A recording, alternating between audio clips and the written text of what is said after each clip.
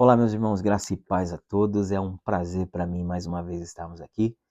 E no vídeo de hoje estarei trazendo um estudo muito interessante que eu tenho certeza que valerá muito a pena você ficar conosco até o final do vídeo. Hoje eu vou estar falando sobre o mistério dos últimos remanescentes. Então, meu objetivo aqui hoje é tentar transmitir para você qual é a minha interpretação acerca de quem são esses judeus que estarão restando no reino milenar. Quem são esses israelitas naturais que estarão entrando no reino milenar, né? Eu tenho certeza que vai ser muito edificante para a tua vida, amém? Uma grande maioria de irmãos tem um entendimento de que esses judeus remanescentes se tratam de um Israel carnal que estará existindo no reino milenar, mas não glorificado, ou seja, um Israel carnal que estaria herdando promessas terrenas, né? Mas não por meio da promessa de Cristo dada à igreja. E meu objetivo aqui hoje é trazer uma interpretação diferente a respeito disso.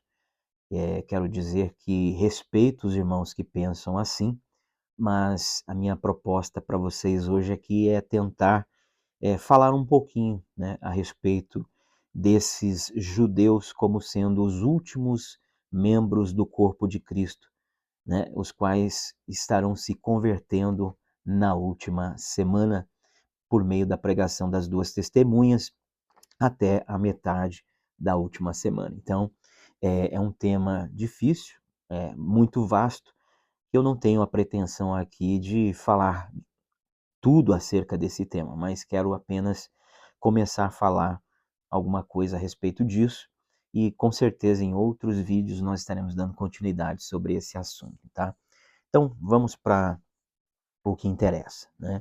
Quero ler com vocês um texto que está em Romanos 11, tá? Nós vamos ler muito Romanos 11 hoje aqui e então quero já começar lendo aqui o versículo de número 25 e 26, que diz assim: porque não quero, irmãos, que ignoreis este mistério, para que não presumais de vós mesmos, que o endurecimento veio em parte sobre Israel, até que a plenitude dos gentios haja entrado. E assim todo Israel será salvo, como está escrito: de Sião virá o libertador e desviará de Jacó a impiedade. Né?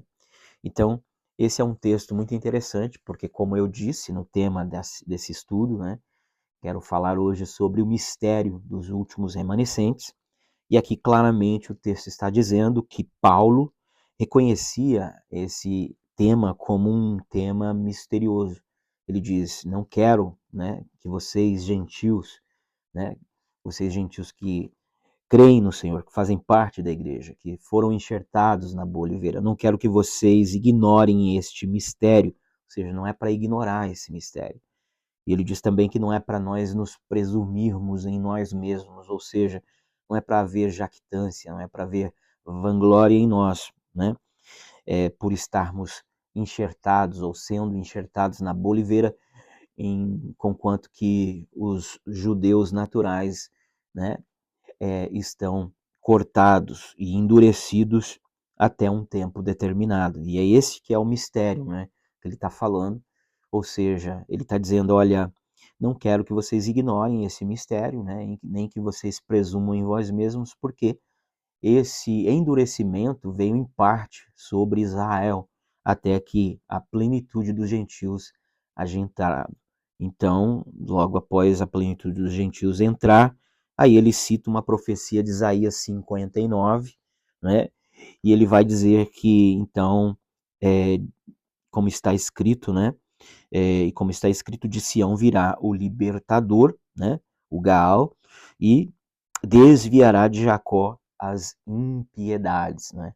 É muito interessante, ou seja, esse povo que ele está falando aqui, citando Isaías 59, é um povo que o Senhor diz que vai, né, voltar a salvar logo após a entrada da plenitude dos gentios. Então, quando nós lemos Romanos 11, né, com uma boa atenção, quando nós fazemos uma leitura atenta, nós vemos claramente que Romanos 11 ele é continuidade de todo um assunto que o apóstolo Paulo vem tratando nesta carta aos Romanos, né? falando acerca é, falando acerca do seu desejo que ele tinha em ver os seus irmãos salvos, dizendo que se ele pudesse, ele se tornaria um anátema, até mesmo, por que não dizer, à semelhança de Cristo, né, que também se fez maldito, né, pelo seu povo, a semelhança de Moisés também, que assim também desejou que o Senhor riscasse o seu nome do livro da vida, se ele não pudesse perdoar o povo de Israel.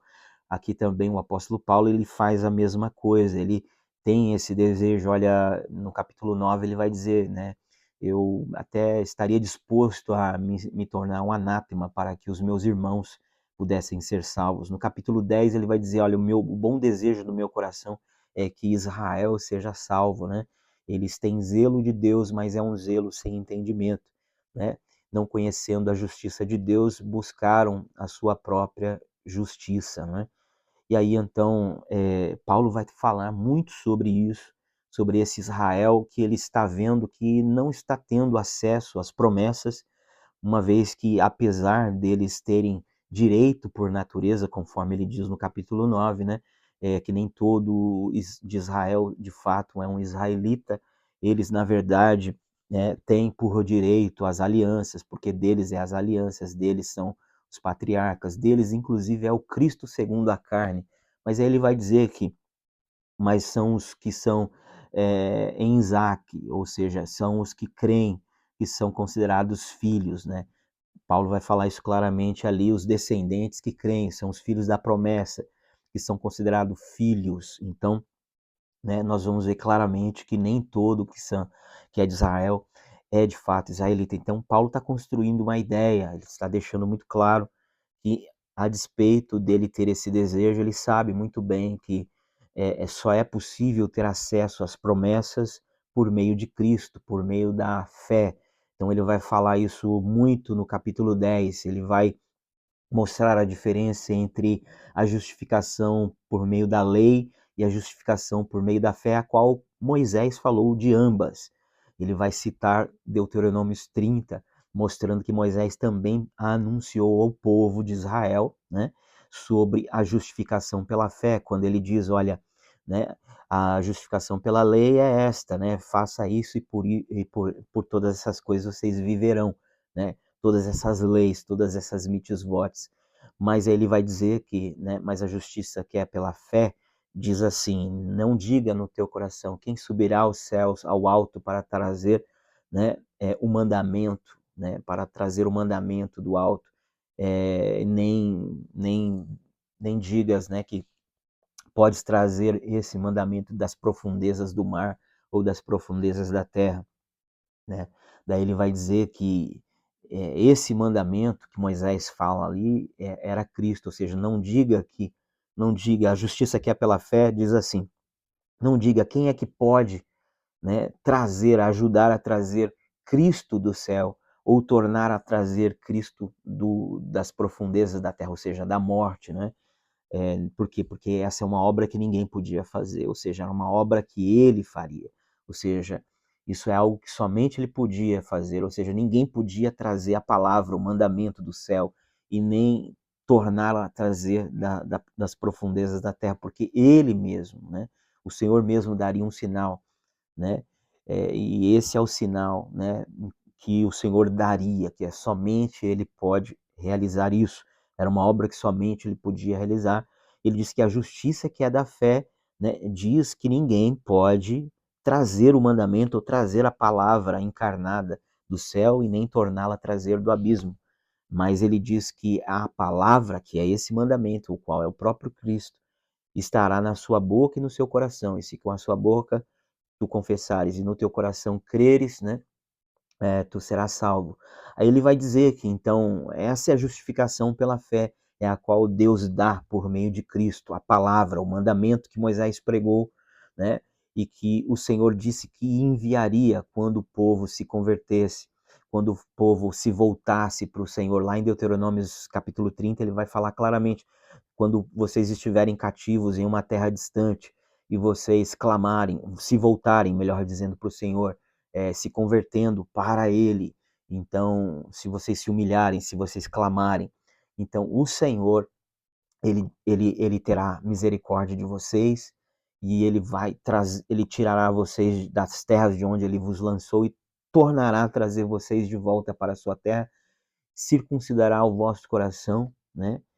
E diz, e circuncidará o vosso coração e dos vossos filhos, né? Que coisa linda, que palavra tremenda. Aí ele diz, porque ninguém pode dizer quem é que vai trazer do céu a palavra, o mandamento, ou tornar a trazer do profundo, das profundezas do mar, né? Moisés que fala isso, é muito interessante. E daí Paulo vai falar isso, né, em Romanos 10. Ele diz, não, mas a palavra, posto que não está tão longe para que, ele diz, né? Então ninguém pode dizer quem é que vai trazer o mandamento do céu ou tornar a trazê-lo do abismo, posto que não está tão longe, de modo que não possa alcançá-lo. Ou seja, não é algo que se pode fazer, não é algo que ninguém pode ajudar, mas ao mesmo tempo não é algo que está tão longe. Interessante isso, né? Daí ele vai dizer, porque estará na tua boca e no teu coração, né? Então Moisés vai falar isso, essa é a justificação pela fé. E aí Paulo vai dizer, essa é a justificação pela fé que Moisés pregou e que o povo de Israel não deu ouvidos, né?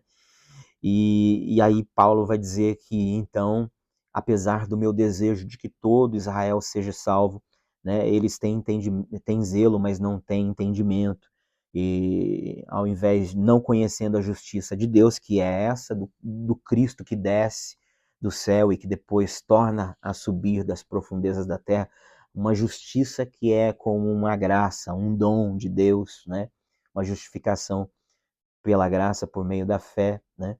E aí então algo que eles desconhecendo procuraram estabelecer a sua própria justiça e por causa disso não alcançaram a justificação, resistiram Cristo, tropeçaram na pedra de tropeço, né? Na pedra de tropeço que era Cristo, por causa da dureza dos seus corações, porque não porque Deus assim estabeleceu, mas por causa da dureza dos corações deles. E aí então Paulo vai continuar falando sobre isso, né?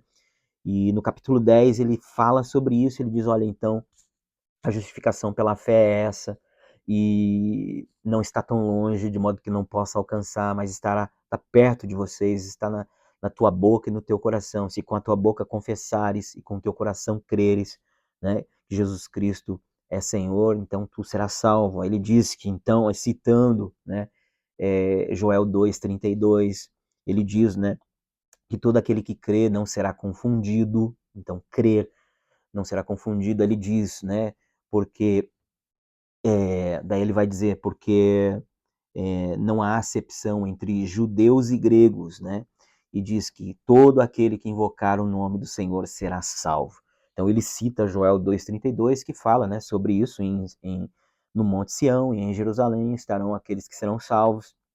E todo aquele que invocar o nome do Senhor, esse será salvo, né? E todos os remanescentes aos quais o Senhor chamar.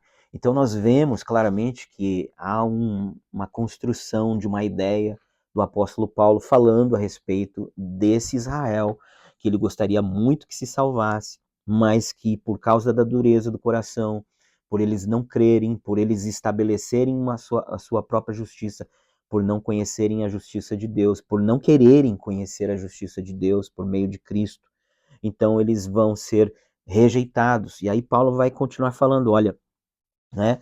Então, em Romanos capítulo de número 10, Paulo vai continuar falando sobre isso, né? Ele vai dizer assim no verso 11 e 15, porquanto as escrituras dizem, todo aquele que nele crê não será confundido, como eu disse, pois não há distinção entre judeu e grego, uma vez que o mesmo é Senhor de todos, rico para com todos é, os que o invocam. Então essa palavra invocar é muito importante. Então, todos aqueles que invocam o nome dele, esses, o Senhor não faz acepção, seja ele judeu ou grego, né? O Senhor ele não faz acepção a todos aqueles que invocam, porque todo aquele que invocar o nome do Senhor será salvo. Aqui a Paulo está citando Joel 2:32, né? Como, porém, invocarão aquele a quem não creram? E como crerão naquele a quem de fato não ouviram? E como ouvirão se não há quem pregue? E como pregarão se não forem enviados? Como está escrito, conformosos são os pés dos que anunciam coisas boas, né? O evangelho da paz. Então Paulo vai falar isso. Então, olha, as escrituras, né, dizem que todo aquele que crê não será confundido. E porque Deus não faz acepção de judeus e gentios. Paulo está falando claramente, uma vez que o mesmo Senhor o Senhor é o Senhor de todos, rico para com todos os que o invocam. Ou seja, Paulo está falando claramente que todo aquele que invocar o nome do Senhor, seja ele judeu ou grego, esse será salvo, né? Então isso é muito importante. Todo aquele que invocar o nome do Senhor será salvo. Só que aí ele vai dizer, mas como poderão invocar sem que haja... como poderão invocar aqueles em quem não creram? Ou seja, para você crer, para você invocar, você tem que crer, né? Então, como é que você vai invocar, ou seja, chamar a Deus, sem você crer? Então, você primeiro precisa crer. Só que para você crer, você tem que ter alguém para pregar isso para você. E como crerão naquele a quem não ouviram? Então, é preciso ouvir falar dele, né? E para ouvir tem que ter alguém que pregue. Então, por isso que é formoso os pés daqueles que anunciam o evangelho da paz, porque esses anunciam o evangelho e anunciam o Cristo, o Salvador. E daí então, né, esses vão ouvir falar dele e aí terão a oportunidade de crer. E quando esses crerem nele, vão invocá-lo. Então, ou seja, é muito claro. Paulo está falando, olha, é preciso que haja alguém que pregue. E aí, quando as pessoas ouvirem, vão ficar conhecendo, vão conhecer este a quem os profetas e os apóstolos estavam anunciando. E ao conhecê-lo, eles terão oportunidade de crer ou não. Crendo eles, eles então invocarão. Isso é muito interessante, irmãos. Então veja que essa questão de invocar o nome do Senhor não é por acaso. Ela não aparece nos profetas do nada. Quem invoca o Senhor é quem ouviu a pregação, né? Conheceu, né, a mensagem, conheceu a Cristo por meio da mensagem, creu nele e aí então vai invocá-lo. E todo aquele que invocá-lo será salvo, ou seja, então é necessário isso. Aí Paulo vai continuar falando em Romanos 10 sobre isso, aí ele vai falar, olha, mas por acaso os israelitas então não ouviram a pregação? Aí Paulo vai dizer, não, em todos os lugares foi falado, em todos os lugares foi pregado, foi anunciado, né? Todos os dias o Senhor estendeu a mão a um povo rebelde e contradizente. O Senhor falou, e ele cita, né, inclusive Isaías 53, nesse texto de Romanos 10, ele vai dizer, olha, como está escrito, como disse Isaías, né, quem creu na nossa pregação, né? Ou seja, poucos creram. Então, Paulo está falando disso. E de repente ele termina o capítulo 10 falando, olha, mas quanto a Israel, todos os dias, né? Por que ele vai dizer quanto a Israel? Porque no versículo anterior ele vai falar que o Senhor atentou para os gentios, né, e colocou eles por ciúmes contra os israelitas. Aí no verso seguinte, que é o último verso do capítulo 10, ele vai dizer, mas concernente a Israel, o Senhor estendeu as mãos dele todos os dias a um povo contradizente e rebelde, ou seja, um povo que se rebelou contra o Senhor. Aí no capítulo 11, que continua, né, o assunto, Paulo continua falando. Aí ele diz então, né, porventura então Deus rejeitou a Israel, né? Daí ele vai falar isso. Será que Deus então rejeitou Israel? Porque do jeito que Paulo está falando, parece que Deus rejeitou Israel. Daí ele vai dizer, não, de forma alguma, digo-vos, pois que Deus não rejeitou o seu povo, a quem antes conheceu, a que de antemão, né, conheceu, né, de modo nenhum, porque também eu sou israelita, da descendência de Abraão, da tribo de Benjamim. Então Paulo está falando, olha, não, Deus não rejeitou. Né? O que diz a palavra do Senhor para o profeta Elias, né? Quando esse disse, só restou eu, ficaram 7.000 remanescentes que não se prostraram a Baal. E esse é um detalhe muito importante, que não se prostraram a Baal, porque isso vai estar relacionado com a questão da oliveira. Isso é muito importante, né? Nós vamos falar isso depois, tá? Então Paulo está falando aqui, não, tem um remanescente. Então, daí ele vai dizer assim, né? Então, assim, exemplo como nos dias de Elias, Deus reservou um remanescente, Deus também tem reservado um remanescente nesses dias, na plenitude dos tempos, dos apóstolos, nos dias dos apóstolos. E daí ele vai dizer, né? Porque assim, no versículo 5, né? Assim, pois também agora, né, nesse tempo, ficou um remanescente segundo a eleição da graça. Daí ele vai dizer, mas se é por graça, já não é pelas obras. De outra maneira, a graça não seria graça. Pois que o que Israel buscava não o alcançou, mas os eleitos alcançaram e os outros foram endurecidos. Então isso aqui é muito importante. Então Paulo está falando, olha, Deus não rejeitou o seu povo, ao qual dantes conheceu, né? Então, né, ele vai dizer assim, olha, pelo que digo, pois, porventura, né, rejeitou Deus o seu povo, ele diz, de modo nenhum, porque também eu sou israelita, né, descendente de Abraão, da tribo de Benjamim. Deus não rejeitou o seu povo que antes conheceu, né? A palavra aqui é conheceu por presciência, não. Deus não rejeitou, ou seja, o povo que ele elegeu pela presciência, o povo que ele escolheu, o povo, não, ele não rejeitou, né? Ou não sabes o que aconteceu com Elias, como eu disse aqui. Porém, aquilo que o Israel como nação buscava, né? Quem alcançou foram os remanescentes desse Israel, ou seja, né? Aí a gente tem que começar a pensar e se lembrar, né, de que a palavra de Deus ela não promete que todos os israelitas seriam salvos, porque nem todo o que são de Israel são de fato israelitas. Podem ser naturais, mas só são israelitas de verdade, de acordo com Paulo em Romanos 9, os que são por meio da promessa, os que são feitos filhos pela promessa feita a Abraão, né, por meio de Isaac. Então, esses que são descendência, de acordo com Romanos 9.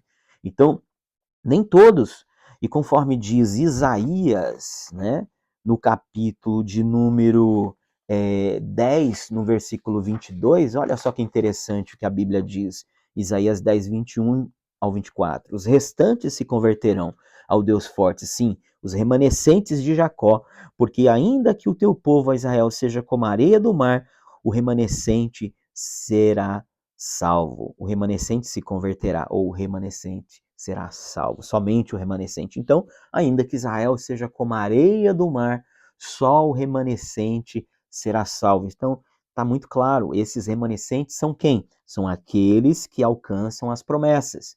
Eu gosto sempre de citar esse texto de 2 Coríntios capítulo 1, verso 20, porque ele é muito rico, o qual diz assim, de todas as promessas que de Deus há, são em Cristo sim, e nele o amém, para a glória de Deus em nós. Ou seja, de todas as promessas que de Deus há, pensa em qualquer promessa que Deus fez aos patriarcas, que Deus fez aos profetas, a Davi, né? Todas as promessas, de todas as promessas que de Deus há, são em Cristo sim, e nele o amém, nele se encerram, nele acabam, para a glória de Deus em nós os que cremos, em nós os que estamos nele.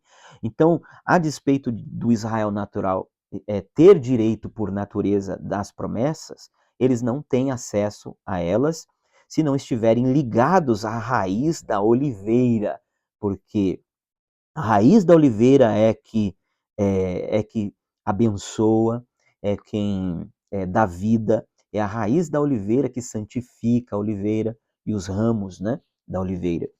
Então é preciso estar ligado a ela para ter acesso à seiva da oliveira, qual fala do Espírito Santo. É preciso ter acesso, é preciso, melhor dizendo, estar ligado a Cristo, a raiz da oliveira, para ter acesso a isso, né? Em um outro estudo nós vamos estar falando sobre a descendência, quem é a descendência como o pó da terra, areia do mar e como as estrelas do céu. Nós estaremos falando sobre isso, aguarde, isso também será um estudo muito bom. Então vamos continuar aqui, né?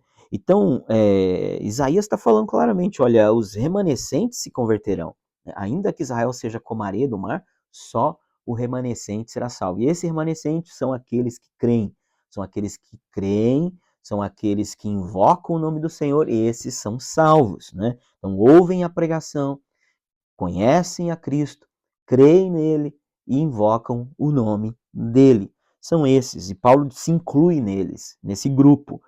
que alcança as promessas. Os demais foram cortados, os demais foram, né, endurecidos.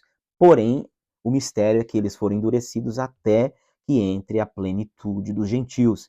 Logo após a entrada da plenitude dos gentios, a Bíblia diz em Romanos 11, no verso 12, que entrará a plenitude dos judeus. Verso 12 de Romanos 11. E se a sua queda é a riqueza do mundo e a sua diminuição, né, é a riqueza dos gentios, quanto mais a sua plenitude, ou seja, então quanto mais a plenitude dos judeus, ou seja, se a queda deles foi riqueza para o mundo, se a queda deles, se a diminuição deles como povo, eles foram diminuídos, percebe? A palavra diminuídos, eles não deixaram de existir. Essa palavra diminuída, ela é muito importante. Se a sua diminuição, né, foi a riqueza dos gentios, né, porque os gentios então podem ter acesso. Quanto mais será de riqueza a plenitude deles? E o que isso tem a ver, essa plenitude? Daí vai falar aqui no verso 15, porque se a sua rejeição e a reconciliação é a reconciliação do mundo, ou seja, se a rejeição deles, se Deus rejeitando eles, é a reconciliação de Deus com o mundo, qual será a admissão deles quando eles forem admitidos, restabelecidos, restaurados, né? Se não vida dentre os mortos. Ora, admitido aonde? No Israel de Deus. Não é um outro Israel. No Israel de Deus, do qual eles foram cortados, na boa oliveira. É isso que Paulo está falando aqui.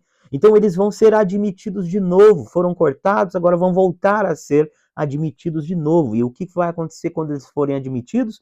Quando a plenitude dos judeus forem admitidos, eles trarão a bênção da vida dentre os mortos, ou seja, quando eles forem admitidos, os últimos remanescentes terão entrado no corpo de Cristo, então haverá vida dentre os mortos, né? Ou seja, ninguém vai preceder ninguém, todos seremos arrebatados num só momento, os vivos não vão preceder os que dormem, né? Então vai ser num só momento. Então, quando chegar o menor, como disse José para os seus irmãos, se vocês não trouxerem o menor Benjamim, vocês não vão ver a minha face. Ou seja, o menor Benjamim tem que voltar.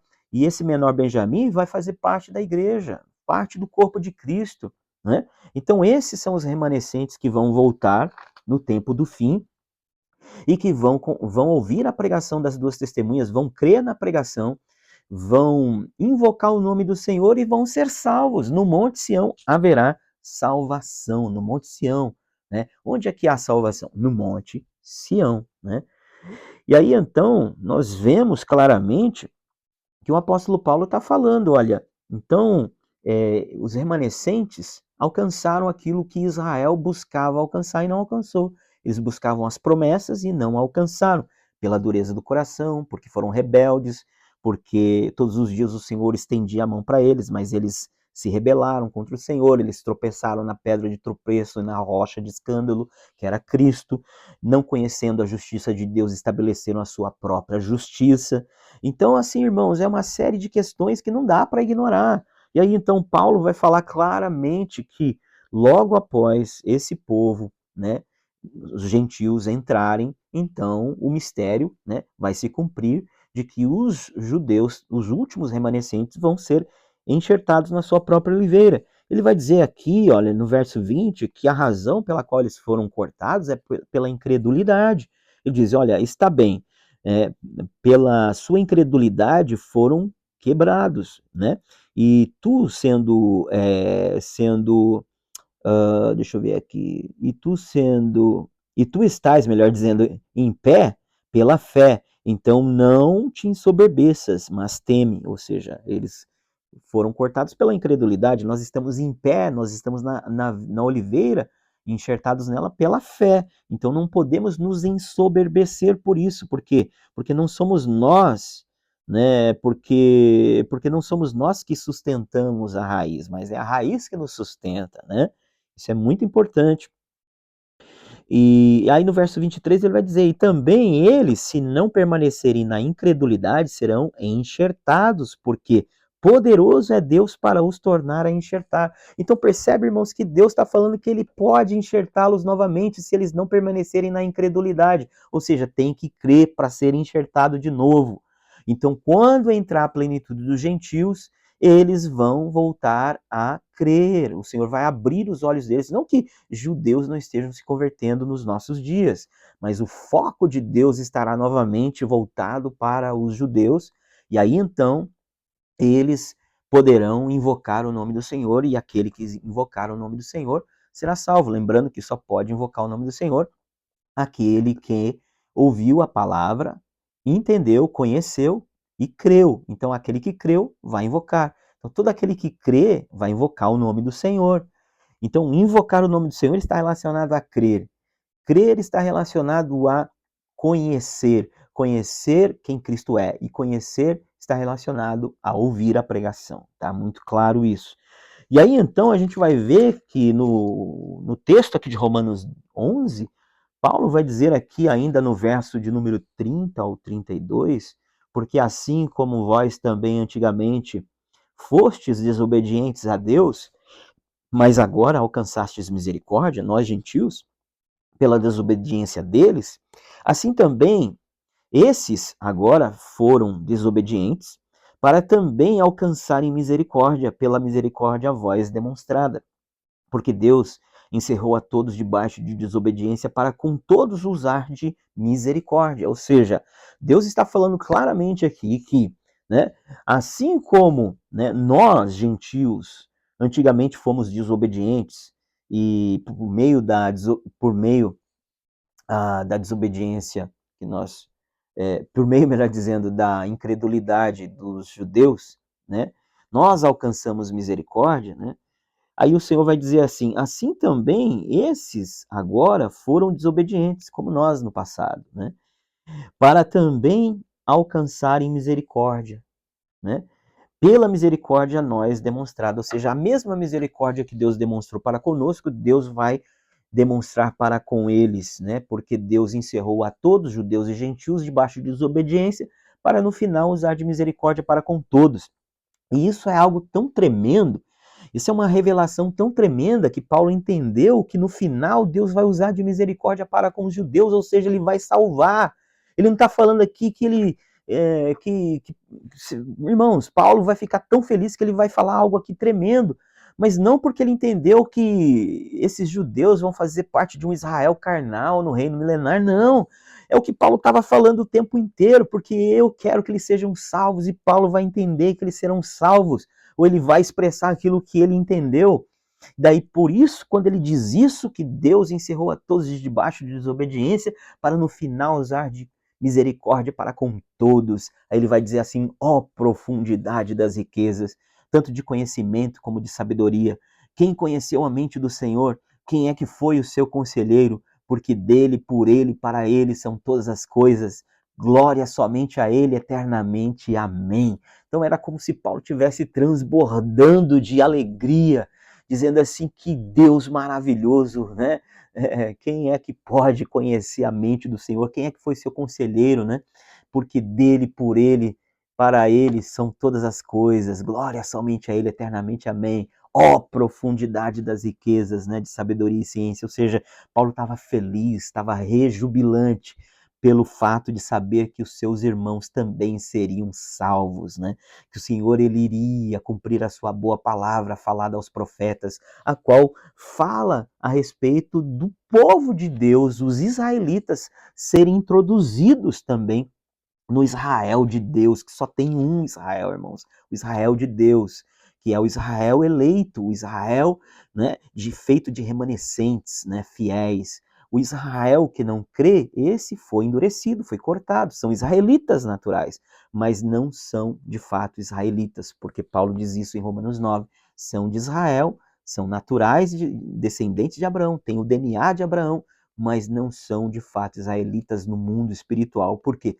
Porque eles precisam, para serem de fato, precisam, né, estarem ligados a Cristo, né? Sem Cristo, né, a,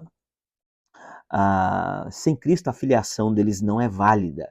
Sem Cristo a cidadania deles não é válida. porque as promessas que foram feitas para eles como nação eleita, lá em Êxodo 19, né?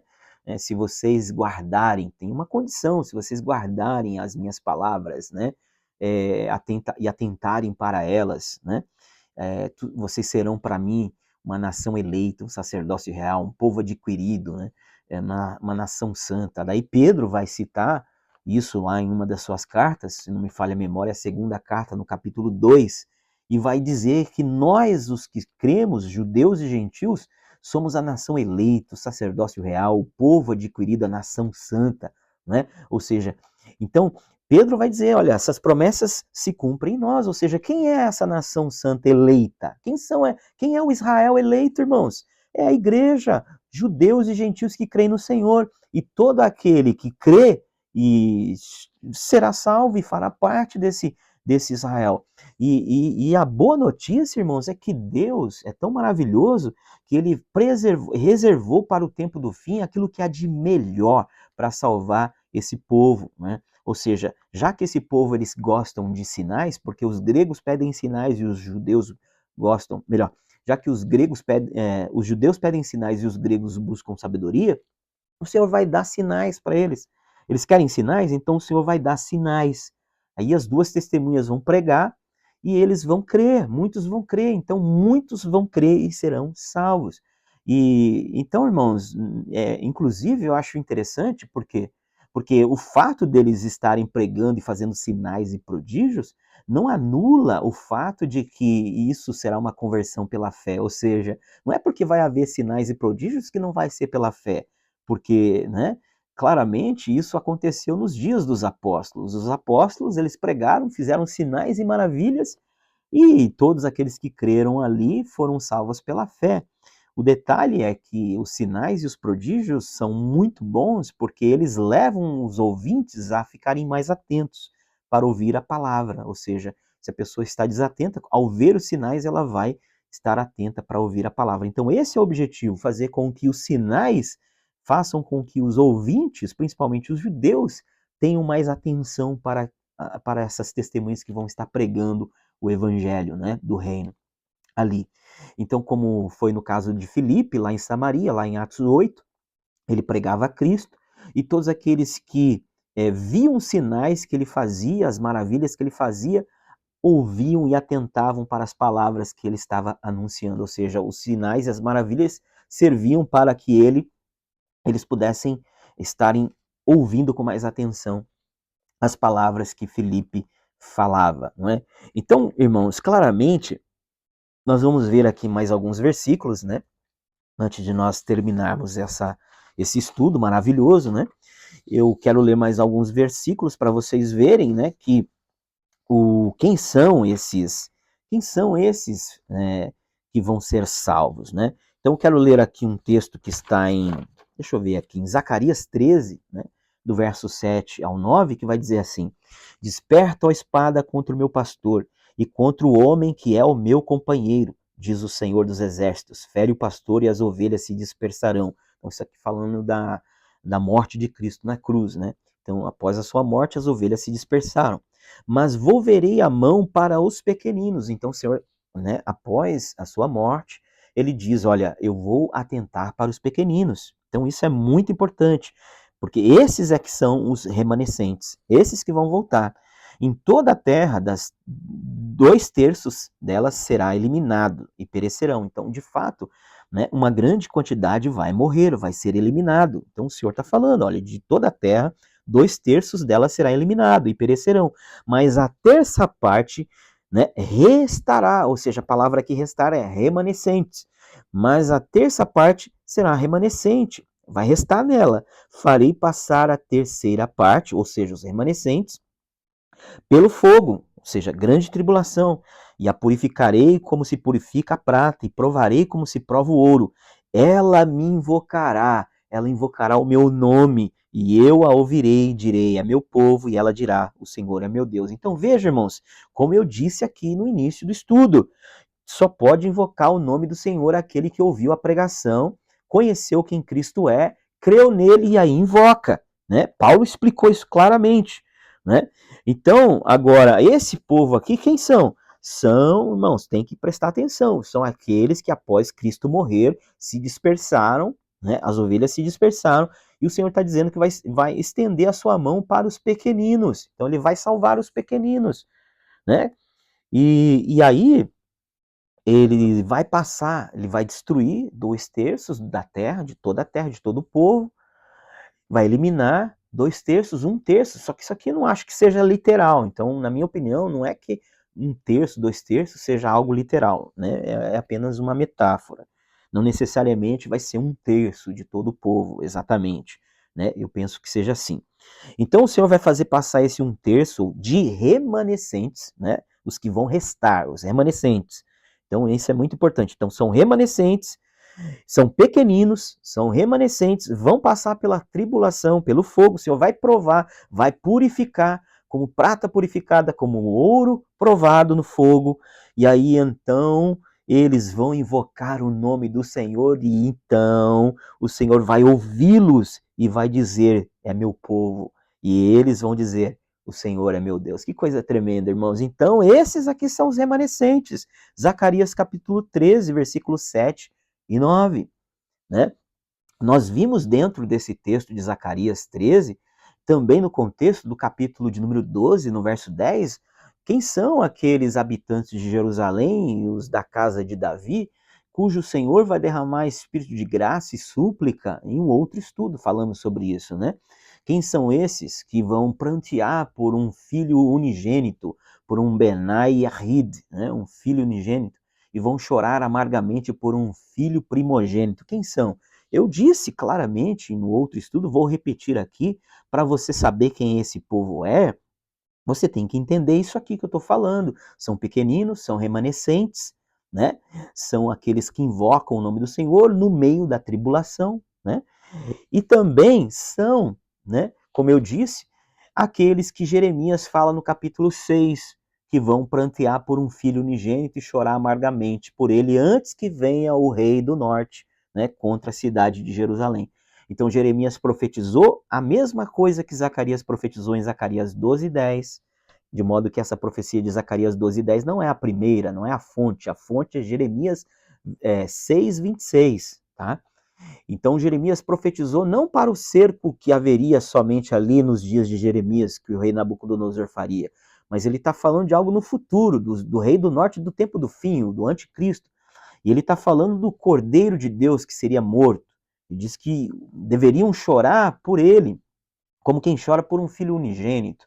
Então, esse texto de Jeremias 6 ele é muito importante. Por quê?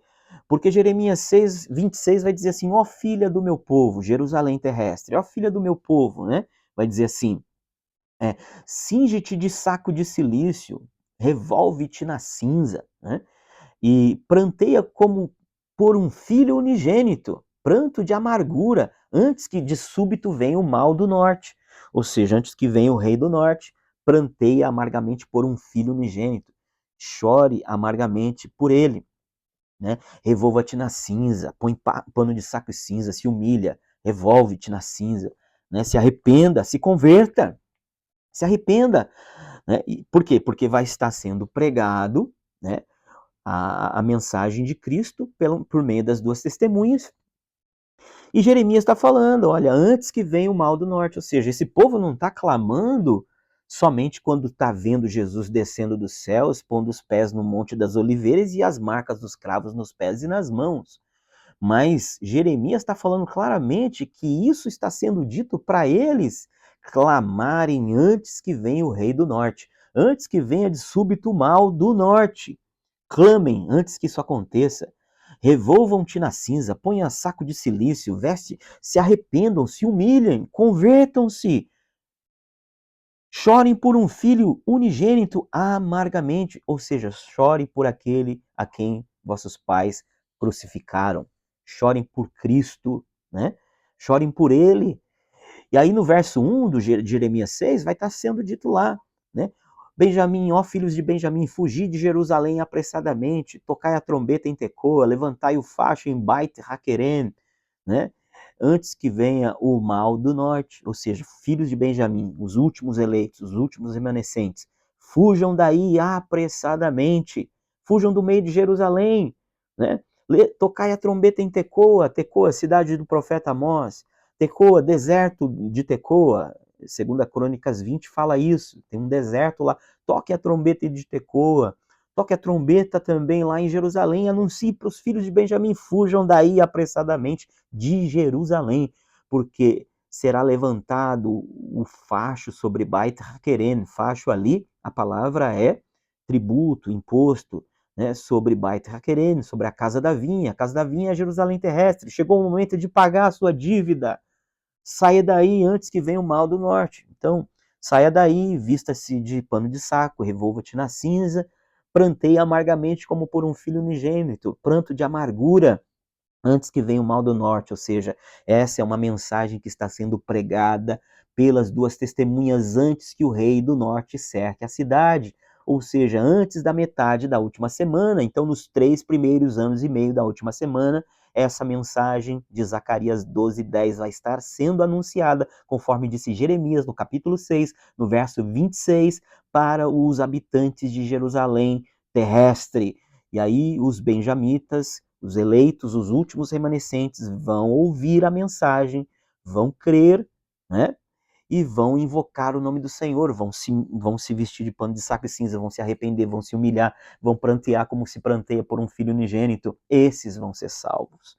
São esses que vão invocar o nome do Senhor, irmãos, está claro isso, só não vê quem não quer, né? Então esse é o Israel que vai voltar, esse é o Israel que vai fazer parte da igreja, irmãos, é os últimos remanescentes fiéis, os quais vão invocar o nome do Senhor, né? Eu poderia ler tantos outros textos, irmãos, né? Mas eu quero ler mais alguns textos ainda, para a gente encerrar, tá? Então são aqueles que invocam. Isaías 4:3 diz, será que os remanescentes de Sião e os que ficarem em Jerusalém serão chamados santos, todos os que estão inscritos em Jerusalém para a vida. Olha que texto lindo. Quando o Senhor lavar a imundícia dos seus filhos, das filhas de Sião, e limpar Jerusalém da culpa do sangue do meio dela, com espírito de justiça, com espírito de purificador. Criará o Senhor sobre todo o monte de Sião e sobre todas as suas assembleias uma nuvem de dia e fumaça e resplendor de fogo chamejante de noite, porque sobre toda a glória se estenderá um dossel e um pavilhão, né? Os quais serão para a sombra contra o calor do dia e para refúgio e esconderijo contra a tempestade e a chuva. Olha que texto lindo! Nesse texto de Isaías 4, que só tem 6 versículos, o Senhor fala que nesses dias 7 mulheres vão pegar, né, vão querer se casar com um homem, né, e dirão, né, nós vamos nos comer do nosso próprio pão, nos vestir das nossas próprias vestes, então somente queremos ser chamadas pelo teu nome, né? E aí então, essas 7 mulheres falam da igreja, das 7 igrejas, nesses dias, elas vão querer se casar, né? Elas estão querendo se casar, quer que o casamento chegue, elas nem querem o direito das mulheres, que de acordo com Êxodo 21, eram as vestimentas, as joias, o alimento, que era algo que o noivo tinha que dar. Elas estão abrindo mão disso, olha, nós só queremos ser chamados pelo teu nome, tira a nossa vergonha, tira o nosso opróbrio, né? E daí, nesse dia, daí tá aí, Isaías 4, no verso 3, na sequência vai dizer, será que os remanescentes de Sião, né? E os que ficarem em Jerusalém serão chamados santos, todos os que estão inscritos em Jerusalém, para a vida, na nova Jerusalém, irmãos, inscritos para a vida, quando o Senhor lavar a imundícia da filha de Sião e limpar Jerusalém da culpa e do sangue, do meio dela, com espírito de justiça e com espírito purificador. Nesse tempo, o Senhor vai criar uma coluna de nuvem durante o dia, uma coluna de fogo durante a noite. É o último êxodo, irmãos. Deus vai arrancar quem? Vai arrancar a sua igreja, judeus e gentios, todos aqueles que creem. Lembra que eu falei aqui, Jeremias capítulo 6, versículo 1, fujam daí, Benjamim, tocai a trombeta em Tecoa, saiam daí de Jerusalém, fujam, venham para o deserto, não é? É isso que o Senhor está falando, fujam daí, né? Vistam-se de pano de saco e cinza, planteiem como por um filho unigênito, pranto de amargura. O Senhor está falando isso. Ele vai dizer em Jeremias capítulo 4, verso 5, fujam daí da terra de Judá, fujam daí de Jerusalém, fujam daí, saiam daí apressadamente, né? Porque o mal está vindo do norte. E aí aqui em Isaías capítulo 4 ele vai dizer isso. O Senhor vai criar para esse remanescente no deserto uma coluna de nuvem durante o dia, ele diz criar novamente. A palavra aqui criar é bara, é algo que só Deus pode fazer e que ele diz que vai fazer novamente. Criará o Senhor, né? Sobre todo o monte de Sião, não é no Monte Sinai. Isso aqui é o último êxodo. Monte Sião aqui é o Monte Sião mesmo. Falando de Monte Sião, é como onde está o povo de Deus, ou seja, sobre o Monte Sião. Monte Sião aqui é um monte metafórico, falando de onde estão os eleitos. Onde estiverem os eleitos, haverá um deserto, talvez um só deserto, ou muitos desertos, eu não tenho certeza. Pode ser que seja um, pode ser que seja muitos. Mas sobre todo o Monte Sião e sobre todas as suas assembleias, todas as suas, né, halal, né, agora eu esqueci o nome aqui em hebraico para a igreja, né, no hebraico carral, sobre todas as suas carral, sobre todas as suas assembleias, sobre todas as suas igrejas, uma nuvem de dia e uma fumaça de resplendor de fogo chamejante de noite, porque sobre toda a glória se estenderá um dossel e um pavilhão, uma chupá, um abrigo, uma proteção, um tabernáculo, os quais serão para sombra contra, né, sombra contra o calor do dia e para refúgio e esconderijo contra a tempestade e a chuva. Então isso aqui está falando do último êxodo. E o Senhor está falando claramente que isso será para quem? Para os remanescentes de Sião. Todos os remanescentes. Então o Senhor está dizendo que ele vai salvar os remanescentes do tempo do fim. E esses últimos judeus que vão se converter, na última semana com a pregação das duas testemunhas, são os benjamitas. São os últimos eleitos que Paulo diz que são chamados de plenitude dos judeus aqui em Romanos 11, os quais o Senhor endureceu somente até que haja entrada a plenitude dos gentios. São esses que Paulo diz, citando Isaías 59, que quando vier o libertador, né, de Sião, aos que se converterem, então são os que se convertem, né? O Senhor vai apartar de Jacó as suas impiedades.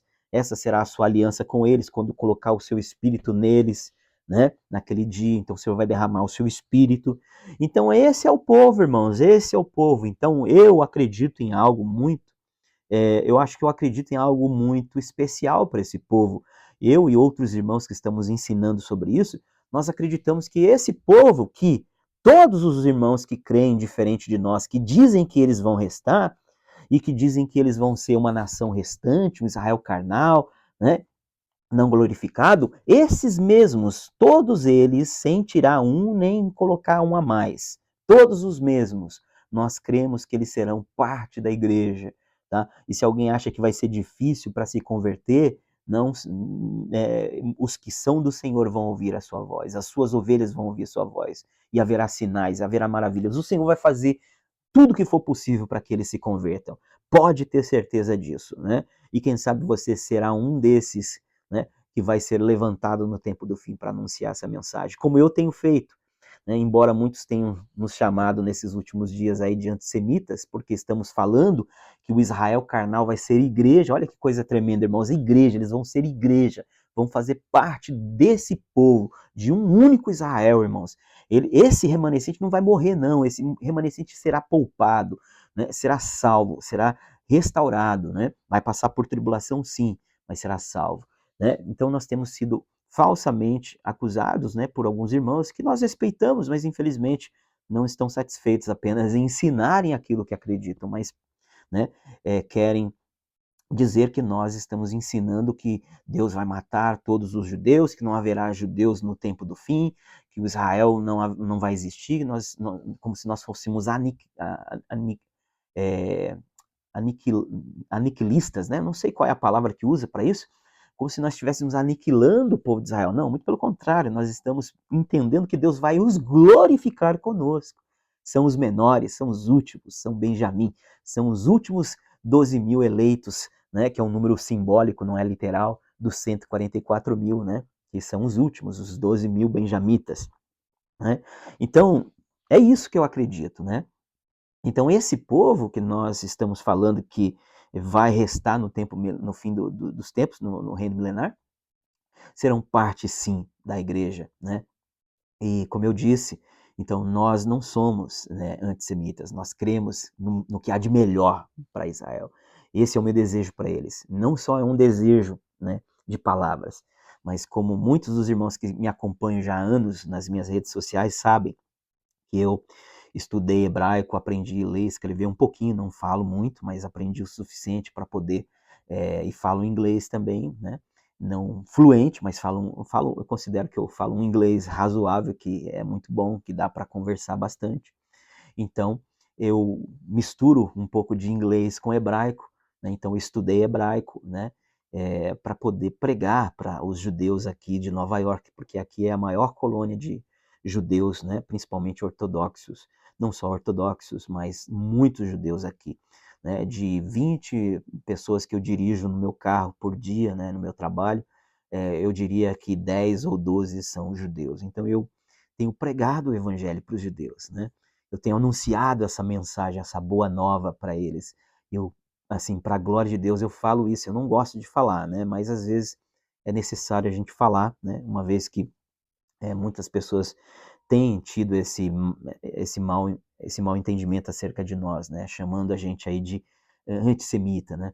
Então, assim, irmãos, eu preguei para muitos judeus já, e para a glória de Deus eu posso dizer que ganhei para Jesus algumas dezenas de judeus no meu carro. Então, poderia citar aqui o caso, por exemplo, do jovem Zacarias, né, de 18 anos, que estava saindo de uma sinagoga, um jovem ortodoxo, com toda a sua vestimenta ortodoxa.